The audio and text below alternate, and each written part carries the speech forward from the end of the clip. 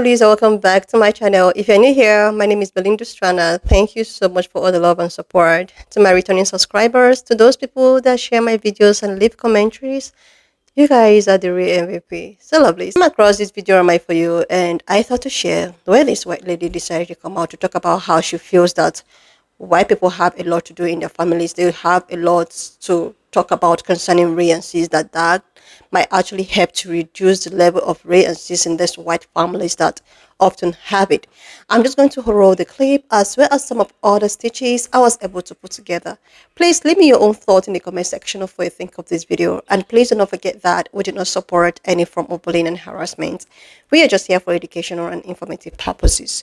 Alright lovelies, let's dive into it. My name's Kylie and I'm obviously white. I grew up in a conservative white family, and I know there's been a lot of discourse about whether white people should talk about racism, and here's my argument for why I think that not only should we, but we have to. A lot of racism in white families occurs behind closed doors. I've been over at friends' parents' places and heard them say some pretty obscene things about people of color, assuming that I am on their side simply because I am white. Obviously, this makes for some awkward conversations when I do call them out, but point being, the depths of the racism and the darkness that seeps in deeply into these families can only, in my opinion, truly be exposed by other white people, because they will never be their full racist selves around anyone who is not white. They like to save face publicly and say that they're not racist, but then again, if you go into their homes and you hear the things they say, that would suggest otherwise. I just encourage you, if you're a white person and you know people like this,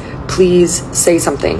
Don't just ignore it for fear of conflict. Hi, it's Kylie again. This is 100% true, and this is why I make the content that I do. I moved a lot growing up, and each time I moved, it was a very different environment. Some places were more diverse, some places were more homogenous and white, some places were religious and more Catholic, other places weren't. And one of the things that remained pretty constant was going over to people's homes and hearing, honestly, racist comments made about people of color, whether they were super minor comments or they were slurs being said. And the first time this happened, I was 10 or 11 years old. I was living in a small town in California, and it was a place where a lot of immigrants come to when they first come to the US, right? I was over at this girl's house, and her mom was an immigrant from South Africa, and that was the first time that I ever heard the N-word. I didn't understand the context. I didn't understand what was happening, and I remember Googling, what does this mean? And that was the first moment that I realized this is such a learned behavior, and not only is it a local issue with like people in my community, but it was global. I mean, this woman had come from across the fucking world, and that is why I'm going to continue to encourage white people, no matter how uncomfortable, no matter how awkward, you have no fucking excuse. If you hear the remark, say something.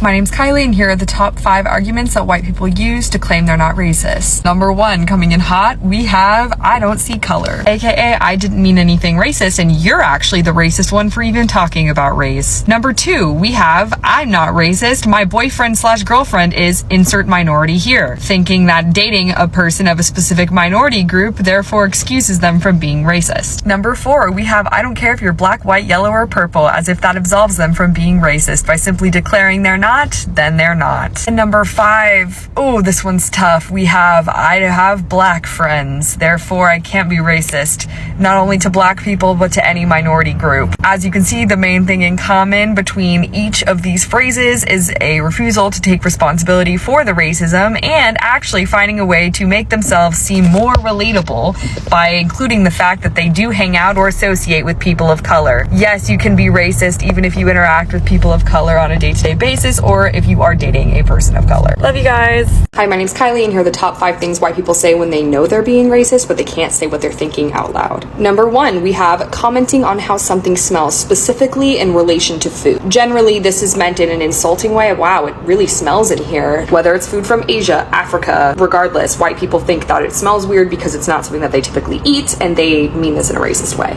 Number 2, we have referring to women of color as not dateable, and no, this doesn't refer to their sexual past. In fact, what it refers to is the fact that many men are willing to sleep with women of color, but will never bring them home to their white mommy. Number 3, this is often said in private, but you can tell he was raised around a lot of white people, and this is typically meant in a similar manner of he's one of the good ones. Number 4, we get a lot of out-of-towners on Saturdays, and that means that that's when there's a lot of people of color that come into town, and that's when white people typically avoid going to the bars.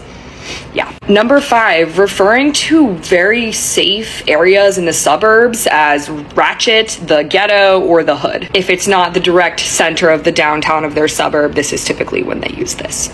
Behind closed doors. Hi everyone, it's nice to see you. Thanks for stopping by. Thank you, Kylie, for being able to articulate it in a way that I haven't been able to up to this point. And thank you for having the courage to say it so that I can join my voice to yours and others will hear this. Because you've said it plainly, simply, and honestly and truthfully. If this didn't happen in your home, it happened in your neighbor's home. And it happened in your church. And it happened on your school board. Yep. And it's happened in your state house. And it is the exact reason why the Heritage Foundation can even exist. Because this has always been the language in closed spaces behind closed doors. And there's no denying it anymore.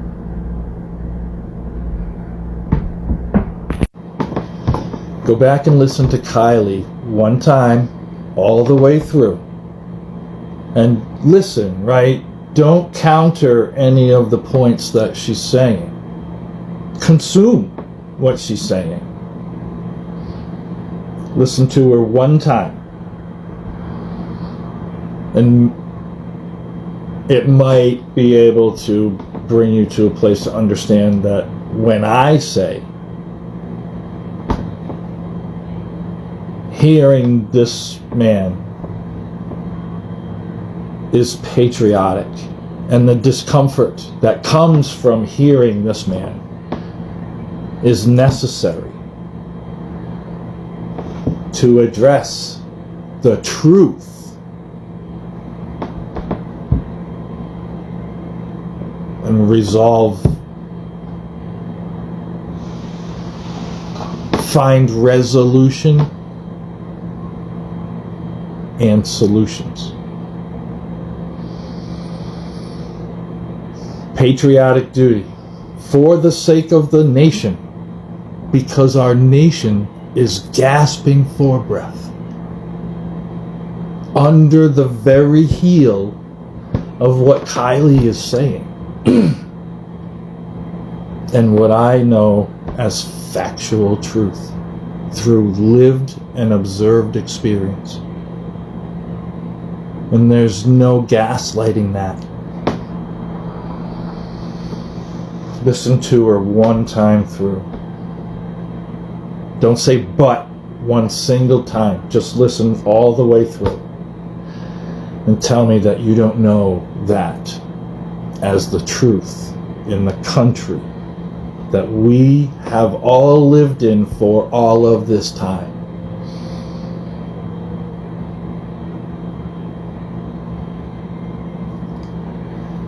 For our nation. For our healing, for our future, for our children. Jesus Christ.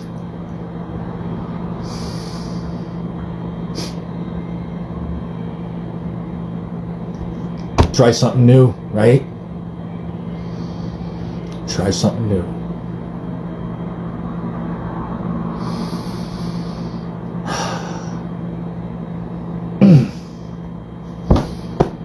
Love you. I hope you're safe.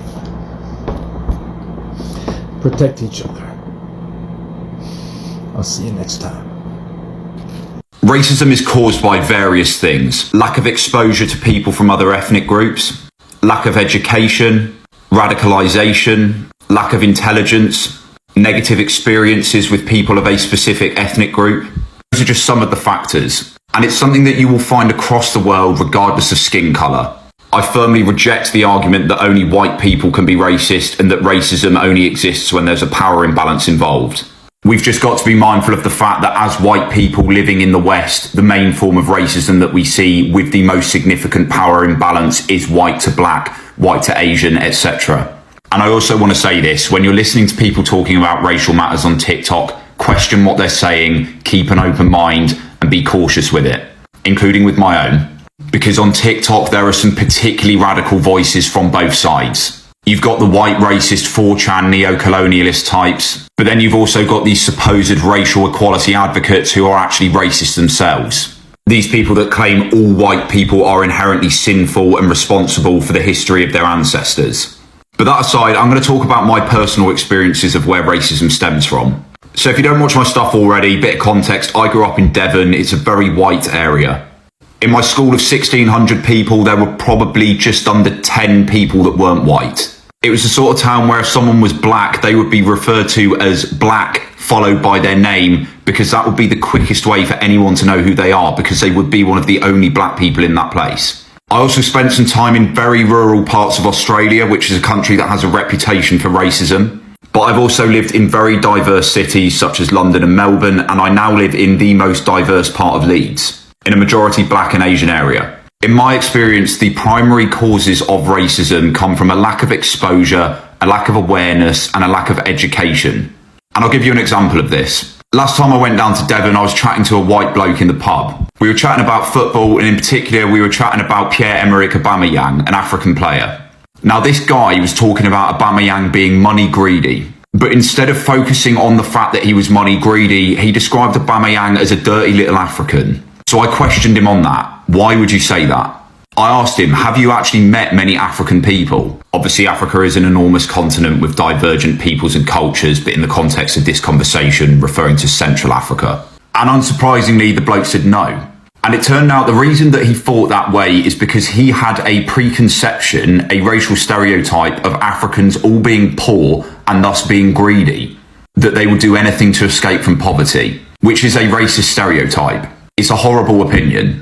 I'm sure many people would hear this and they would be appalled by it. I personally find it a disgusting opinion as well. But the thing is, sometimes you have to understand where that stems from so that you can address that. Because there are different approaches in how you can handle it. You can come down on things harshly with the zero tolerance approach, which I do think is necessary a lot of the time. But it is also important to understand where it stems from in the first place so that you can stop it happening in the first place. Proactive rather than reactive responses. And this example is just one of many examples I could give of where the opinion stems from ignorance and a lack of education, a lack of exposure to people from different groups. Because the average person that's grown up in London wouldn't dare to say something like that, because they would have been exposed to diversity. They will know people of various different ethnicities and they will be able to see that actually we're all human.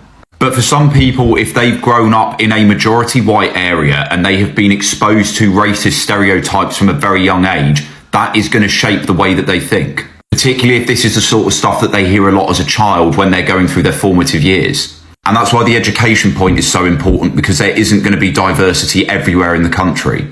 On a slightly pessimistic note, I sadly think that racism probably is one of those things that will always exist. But I'm optimistic that we can educate people over time to become more aware and more tolerant. Because fundamentally, we are all humankind. And the more we understand each other, the more we can flourish as a species. Now, because of some of the stuff I've said in here, I wouldn't be surprised if this video gains traction with some of the least desirable people on TikTok, such as the ones I mentioned earlier. So if you do see comments and stitches of this video that are particularly radical, again, as I said, just be mindful that this is TikTok. And that most people are actually open to more rational and sensible conversation. Don't get caught up with arguing in the comments. Let's talk about how white women use their tears to defend their racism. So London and Olivia are a pretty popular couple here on TikTok. They just got married, and London made a lot of racist tweets about 10 years ago, and they surfaced right after they got married. London decided to make a 10-minute long apology, and it is the classic case study of how white women apologize when they are called out for being racist. So we have to understand white privilege in this scenario. White people, we get to toggle on and off our identities, okay? So we get to be part of the white community when it benefits us, and we get to separate ourselves from the white community when it does not benefit us. And we can go into self mode. Now, people in BIPOC Do not get to do that at all. This is what London does, right? So starting with her denial of what happened. It wasn't her who made those racist remarks. It was the community in which she was brought up in. It was her friends. They all encouraged each other to do racist things. Not her, it was just her community, right? Denial of her actions. This 100% contributes to systemic racism, by the way. Okay, then we move into rationalization. Well, you see, it was normal. It was normal in my community to be racist, which is why I was racist. Again, not her. She's not racist. It's the community that was racist. She's rationalizing her racist comments because that's the community in which she was raised in. Okay, so now she's going to start toggling on herself again. She's going to start separating herself from the white community, and we're going to go into false envy. This is when she oversimplifies her actions, right? She didn't realize that these were bad words, right? Like now she understands that these were bad words, as if some point these were good words. She now gets to decide what are good and bad words and the use of them, even though it's not her community at all that should be using these words ever, right? She is not the one that should be setting the standards of humanity for a community that is not her own, but she is, because that's what white people get to do, right? We get to set the standards of humanity by which we succeed. So we're going into false envy. She now kind of understands like the black community and why she shouldn't have used those words. And then we get into benevolence, which is, well, now I'm a good person. Now I fully understand. I know people of color now. So therefore I know to never use those words again. And this is when people feel bad for her and say, oh, you didn't know any better. You were just 16. How would you know that that was racist? You poor thing. We forgive you. And that's how we perpetuate systemic racism as white people. Okay, bye. I actually think that this is a very, very important topic that actually needs to be talked about more often in these white, families and all of that. There is this particular video that I staged long time ago, and I often talk about the incident that happened with one of our brother who decided to go to this city that is known for their rain and stuff, but I think it was a job that took him to that place. So on getting there and him doing his job, there are some group of white people obviously there, and all of a sudden there was a dispute between these two people, and this man who decided to call himself a very respectful man decided to use some words trying to tell him that, oh, there is a hanging tree behind my house where the people like you. And this black man was like, oh my God, why would he be saying something like that to me?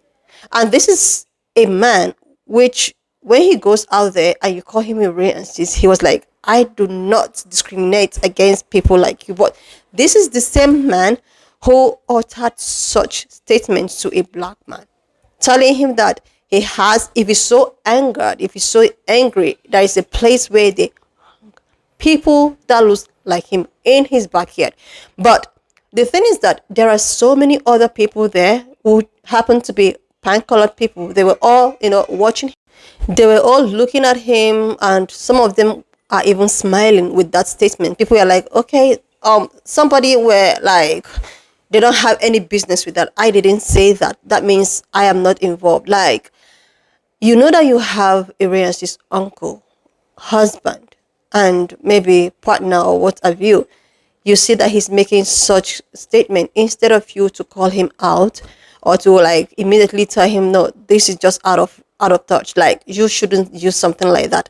The worst part is that his wife, who happens to be a pan-colored woman, also were seated, and instead of her to call out her husband, trying to like make him realize that, no, you are just being racist, you shouldn't use that, you shouldn't say something like that, she was all out, smiling and trying to like, oh my God, until when this uncle decided to post this clip on the social platform, and so many people were reacting to it, and all of a sudden these people were cancelled.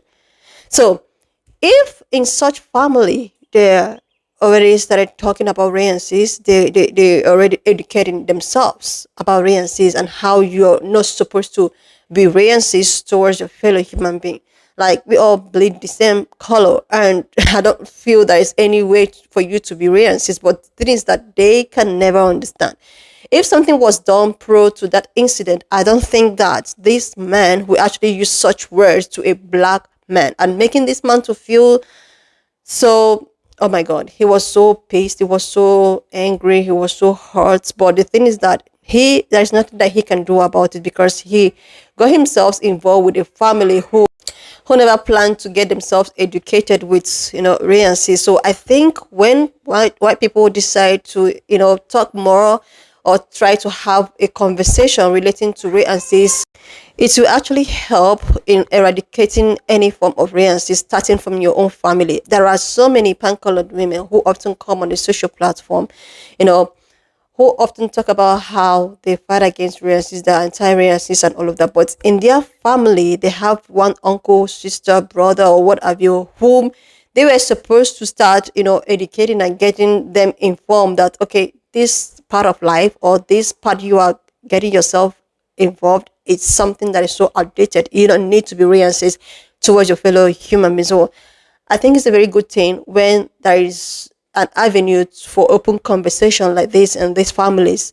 It will actually create more awareness to the upcoming generations, because if this is not done, don't be surprised that this thing that we are all here fighting for, like, oh, trying to make people understand that, treating each other equally is something that is very admirable and admirable. It might really affect the next generation if there is no room for an open conversation for, recencies. And the thing is that some pan colored people try, or they like shine away from such discussion. Like they don't even want to talk about it. They don't want to get themselves involved. But like, why don't you want to get yourself or talk about it if you know that truly you really don't want it to exist? So it's actually so, satisfying to see someone like this trying to come out to educate, even if deep inside of her she can also look into deeply to see if there is any of her family members who probably have this racist thing that she really needs to talk into. So I like the fact that it is coming up now, and I hope that that should be a positive result. Anyway, lovelies, wanna just leave me your own thoughts in the comment section of what you think of this video. Please subscribe to this channel if you're yet to do that, and I will see you, lovelies, when I upload the next one.